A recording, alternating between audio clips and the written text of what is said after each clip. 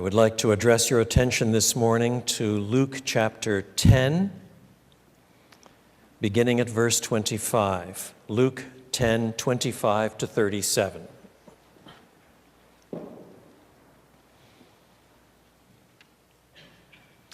Luke 10, beginning at verse 25.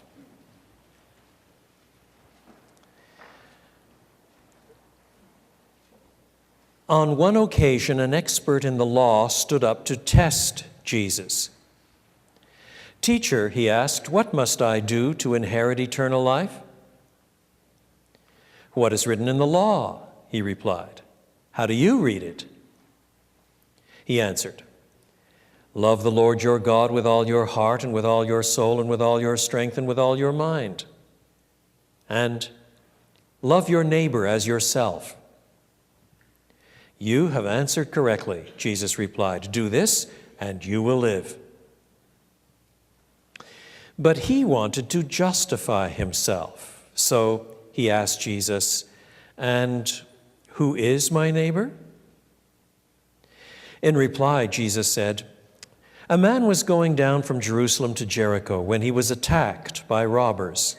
They stripped him of his clothes, beat him, and went away, leaving him half dead. A priest happened to be going down the same road, and when he saw the man, he passed by on the other side. So too a Levite, when he came to the place and saw him, passed by on the other side. But a Samaritan, as he traveled, came where the man was, and when he saw him, he took pity on him. He went to him and bandaged his wounds, pouring on oil and wine. Then he put the man on his own donkey, brought him to an inn, and took care of him. The next day he took out 2 denarii and gave them to the innkeeper. 'Look after him,' he said, 'and when I return, I will reimburse you for any extra expense you may have.'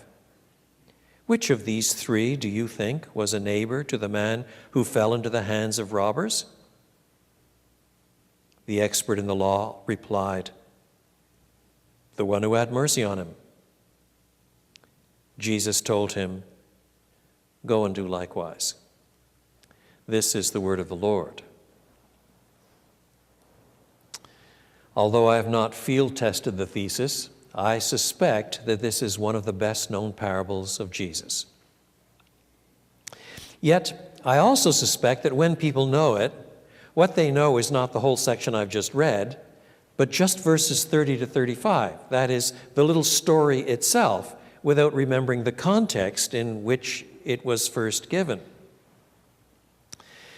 What I propose to do this morning is to run through the parable carefully and then place the parable in the context it's found in Luke's gospel. For when those 2 steps are taken, to pay attention to the actual flow of the whole thing, not just a little narrative, but the flow all the way from 25 to 37, and then to place even that within the context of Luke's gospel, there are wonderful things in this passage that we sometimes overlook.